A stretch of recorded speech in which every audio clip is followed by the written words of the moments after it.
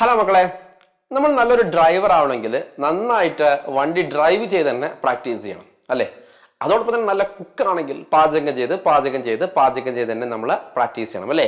ആദ്യം ഒരിക്കൽ പാചകം ചെയ്തപ്പോൾ ചിലപ്പോൾ ഉപ്പ് കൂടുതൽ, പുളി കുറവായിരിക്കും, പിന്നെ എരിവ് കൂടുതലുണ്ടാവും, അങ്ങനെയൊക്കെ ഉണ്ടാവും. അപ്പൊ നമ്മൾ ഓരോ തവണ പാചകം ചെയ്തിട്ട് നമുക്ക് എന്താണോ മിസ്റ്റേക്ക് പറ്റിയത് അത് തിരുത്തി വേണം നമ്മൾ പുതുതായിട്ട് പാചകം ചെയ്ത് പോകാൻ. എന്നാലേ നമ്മൾ നല്ല കുക്കായിട്ട് മാറുള്ളൂ അല്ലേ. അതുപോലെയാണ് നമ്മൾ മാത്സിന്റെ കാര്യത്തിൽ നല്ല രീതിയിൽ നമുക്ക് മാത്സ് പ്രോബ്ലം ചെയ്യുന്ന ഒരു സ്റ്റുഡൻ്റ് ആയി തീരണമെങ്കിൽ നമ്മൾ നല്ല രീതിയിൽ മാത്സ് പ്രോബ്ലംസ് പ്രാക്ടീസ് ചെയ്യുക തന്നെ വേണം. ചെയ്ത് പഠിച്ചാൽ മാത്രമേ നമുക്ക് അങ്ങനെ ആവാൻ വേണ്ടി പറ്റുള്ളൂ. അപ്പൊ അങ്ങനെ നിങ്ങളെ സഹായിക്കുന്ന രീതിയിലാണ് സൈലത്തിന്റെ DPP നിങ്ങൾക്ക് വേണ്ടി തയ്യാറാക്കി വെച്ചിരിക്കുന്നത്. അപ്പൊ അതില് പ്രധാനമായും 5 തരത്തിലുള്ള ക്വസ്റ്റ്യൻസ് ആണ് ഉൾപ്പെടുത്തിയിട്ടുള്ളത്. ഒന്നാമത്തത് NCERT, പിന്നെ NCERT എക്സംപ്ലറർ, പിന്നെ KEAM PYQ, JEE main PYQ, JEE advanced PYQ.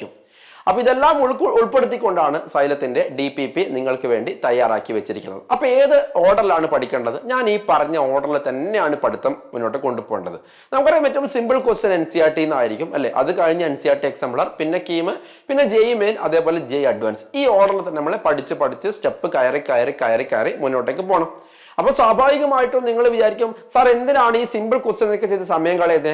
NCERTയും KEAM ഒക്കെ ചെയ്ത് എന്തിനാ സമയം കളയുന്നത്? തീർച്ചയായിട്ടും മക്കളെ നമ്മളത് ചെയ്യണം. അത് ചെയ്യണം എന്ന് പറഞ്ഞാൽ ഏറ്റവും കുറഞ്ഞ സമയത്തോളം നമ്മളത് ചെയ്ത് തീർക്കന്നെ വേണം. ഓക്കെ, കാരണം എന്താണെന്ന് ചോദിച്ചു കഴിഞ്ഞാൽ നമുക്ക് ഈ പറഞ്ഞ പോലെ തന്നെ ഒരുപാട് ഫോർമുലാസ് നമ്മൾ പഠിക്കുന്നുണ്ട് അല്ലെ, ഒരുപാട് ഷോർട്ട് കട്ട്സ് നമ്മൾ പഠിക്കുന്നുണ്ട്. അപ്പൊ ഇതൊക്കെ നമ്മൾ ഒരുപാട് തവണ ബൈ ഹാർട്ട് പഠിക്കുന്നതിനേക്കാൾ ഏറ്റവും നല്ലത് എന്താണെന്ന് വെച്ച് കഴിഞ്ഞാൽ നമ്മൾ ഇതുപോലെ ക്വസ്റ്റ്യൻ പ്രാക്ടീസ് ചെയ്തിട്ട് തന്നെ പഠിക്കുക.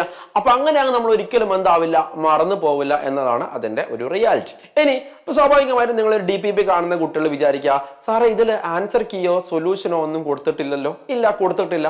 ഇതിന്റെ ആൻസർ കീ നിങ്ങൾക്ക് അവൈലബിൾ ആക്കിയിട്ടില്ല. എന്തുകൊണ്ടാന്ന് വെച്ച് കഴിഞ്ഞാൽ, അതായത് DPPയിൽ അവൈലബിൾ ആയിട്ടില്ല. എന്തുകൊണ്ടാന്ന് വെച്ച് കഴിഞ്ഞാൽ നിങ്ങളിപ്പോ ഒരു ക്വസ്റ്റ്യൻ കണ്ടു, അതിന്റെ ആൻസർ ഓപ്ഷൻ B ആണെന്ന് വിചാരിക്കുക.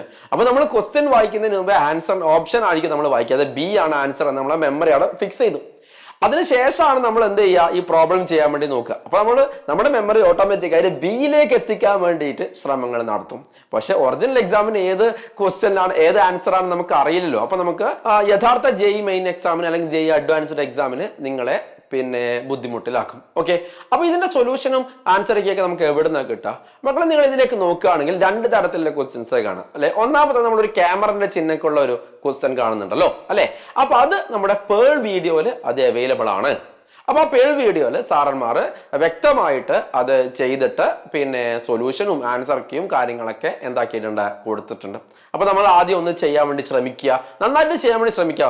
ഡയറക്റ്റ്ലി പോയിട്ട് എന്താക്കരുത്, ആ ക്വസ്റ്റ്യന്റെ സൊല്യൂഷൻ കാണുന്നത് നന്നായിട്ട് ചെയ്യാൻ വേണ്ടി ശ്രമിക്കുക.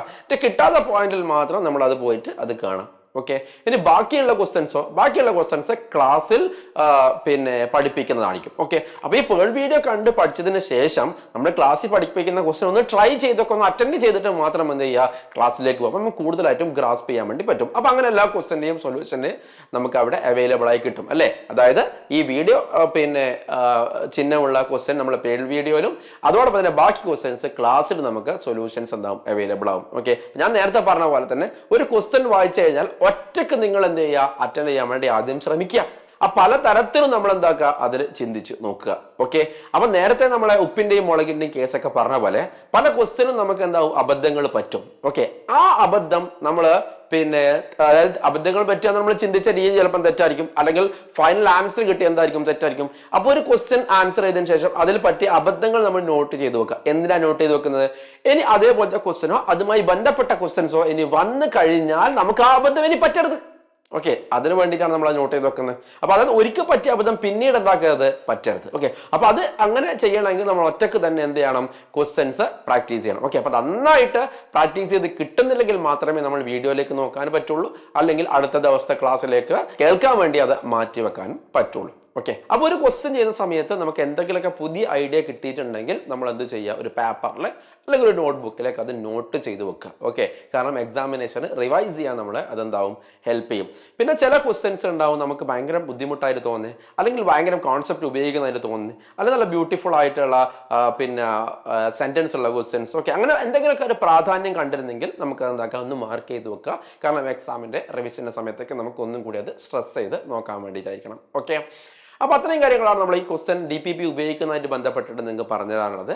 പിന്നെ ഒരു കാര്യം, പല സ്ഥലങ്ങളിൽ നിങ്ങൾ കേട്ടിട്ടുണ്ടാവും, നിങ്ങൾ ഫിസിക്സും കെമിസ്ട്രിയും മാത്രം പഠിച്ചിട്ട് മാത്സ് പഠിക്കാതെ നമുക്ക് പിന്നെ JEE ക്രാക്ക് ചെയ്യാമെന്നൊക്കെ നിങ്ങൾ പല സ്ഥലങ്ങളിൽ നിന്ന് കേട്ടിട്ടുണ്ടാവും. കാരണം ഫിസിക്സ് കെമിസ്ട്രിയും പൊതുവെ താരതമ്യേന സിമ്പിൾ ആയിട്ടുള്ള ക്വസ്റ്റ്യൻസ് ആണ് ചോദിക്കുന്നത്, പക്ഷേ മാത്സ് ഭയങ്കര ടഫ് ആയിട്ട് ചോദിക്കുന്നത്. അപ്പോൾ ഇത് കൂടുതൽ കോൺസെൻട്രേറ്റ് ആയിട്ട് പഠിച്ചു കഴിഞ്ഞാൽ നമുക്ക് നല്ല രീതിയിൽ സ്കോർ ചെയ്യാൻ വേണ്ടി പറ്റുമെന്നൊക്കെ നിങ്ങൾ പല സ്ഥലങ്ങളിൽ നിന്നും കേട്ടിട്ടുണ്ടാവും. പക്ഷേ മക്കളെ ശ്രദ്ധിക്കേണ്ടത്, ഒട്ടുമിക്ക ആൾക്കാരും ഇതേപോലെയാണ് ചിന്തിച്ചുകൊണ്ടിരിക്കുന്നത്. ഓക്കെ, അപ്പോൾ അതുകൊണ്ട് തന്നെ കഴിഞ്ഞ വർഷം വരുമ്പോൾ തന്നെ ഏകദേശം ഫിസിക്സ് കെമിസ്ട്രി കുട്ടികൾ മാക്സിമം സ്കോർ ചെയ്യാൻ വേണ്ടി തുടങ്ങി. അപ്പൊ ഇനി റാങ്ക് ഡിസൈഡിങ് ഫാക്ടർ ആവാൻ വേണ്ടി പോകുന്നത് ഡെഫിനറ്റ്ലി എന്താണ്? മാത്സ് ആണ്. അപ്പൊ ഇനി വരുന്ന വർഷങ്ങളിൽ മാത്സ് സ്കോർ ചെയ്താൽ മാത്രമേ നമുക്ക് നല്ല പെർസെന്റൈൽ JEEക്ക് കിട്ടും എന്നുള്ള കാര്യം നിങ്ങളുടെ ഓർമ്മയിലുണ്ടാവണം. അതൊരു കാര്യം. ഇനി അടുത്ത കാര്യം, JEE മെയിൻ എക്സാമിന് മാത്രമേ ഈ പറഞ്ഞ പോലെ തന്നെ ഫിസിക്സ് കെമിസ്ട്രി മാത്സിന് നമുക്ക് ഈക്വൽ വെയിറ്റേജ് ആയിട്ട് സംഭവം വരുന്നുള്ളൂ. ഓക്കെ, അതുപോലെ അഡ്വാൻസ്ഡ് വരുന്നുണ്ട്. ബാക്കി ഏത് എക്സാമിന് ആണെങ്കിലും മാത്സിനാണ് കൂടുതൽ വെയിറ്റേജ് വരുന്നത് എന്നുള്ള കാര്യം ശ്രദ്ധിക്കുക. അതോടൊപ്പം തന്നെ നിങ്ങൾ എഞ്ചിനീയറിംഗിന് പോയാലും അവിടെയും കൂടുതൽ മാത്സിനാണ് കൂടുതൽ വെയിറ്റേജ് വരുന്നത്. അപ്പോൾ നിർബന്ധമായിട്ടും എന്ത് ചെയ്യണം? നമ്മൾ മാത്സ് പഠിക്കണം. ഓക്കെ, നമുക്ക് ഒരുപാട് എക്സാംസിന് ഫേസ് ചെയ്യാനുണ്ട്. JEE മെയിൻ ഉണ്ട്, JEE അഡ്വാൻസ്ഡ്, അങ്ങനെ പലതരത്തിലുള്ള എക്സാം ഉണ്ട്. അത് മാത്രമല്ല JEE അഡ്വാൻസ്ഡിന് ഇൻഡിവിജ്വൽ സബ്ജക്റ്റിന് കട്ട് ഓഫ് ഉണ്ട്. അപ്പൊ മാത്സ് നിങ്ങൾ പഠിക്കാതെ പോയി കഴിഞ്ഞാൽ ബാക്കി 2 സബ്ജക്റ്റും നിങ്ങൾ കട്ട് ഓഫ് കടന്നു കഴിഞ്ഞാലും അല്ലെങ്കിൽ ടോട്ടലി നല്ല മാർക്ക് ഉണ്ടെങ്കിലും മാത്സ് കട്ട് ഓഫ് കഴിഞ്ഞിട്ടില്ലെങ്കിൽ നിങ്ങൾ ഡിസ്ക്വാളിഫൈ ചെയ്യുന്ന അവസ്ഥയും അവിടെ വരാൻ സാധ്യതയുണ്ട്. അതുകൊണ്ട് തന്നെ മാത്സ് വളരെ വളരെ വളരെ എന്താണ് ഇമ്പോർട്ടൻ്റ് ആണ് എന്നുള്ള കാര്യം നമുക്ക് ഓർമ്മയിലുണ്ടാവണം. ഓക്കെ, അപ്പൊ നിങ്ങൾ മുൻകാലങ്ങളിൽ അഥവാ +1 +2 കാലങ്ങളിലൊക്കെ മാത്സ് നന്നായിട്ട് പഠിക്കാത്ത കുട്ടികളാണെന്ന് വിചാരിക്കാം. എന്നാലും കുഴപ്പമില്ല, അതൊക്കെ റെക്ടിഫൈ ചെയ്ത രീതിയിലാണ് നമ്മുടെ DPP എന്താക്കിയിട്ട് നിങ്ങൾക്ക് വേണ്ടി അവൈലബിൾ ആക്കിയിട്ടുള്ളത്. NCERT ക്വസ്റ്റൻസ് പ്രാക്ടീസ് ചെയ്യിപ്പിച്ചിട്ട് തന്നെയാണ് നമ്മൾ JEEലേക്ക് പോകുന്നത് അല്ലെ. NCERT എക്സാംപ്ലർ, കീം, JEE ഒക്കെ ആ ഓർഡറിൽ തന്നെയാണ് കൊണ്ടുപോകുന്നത്.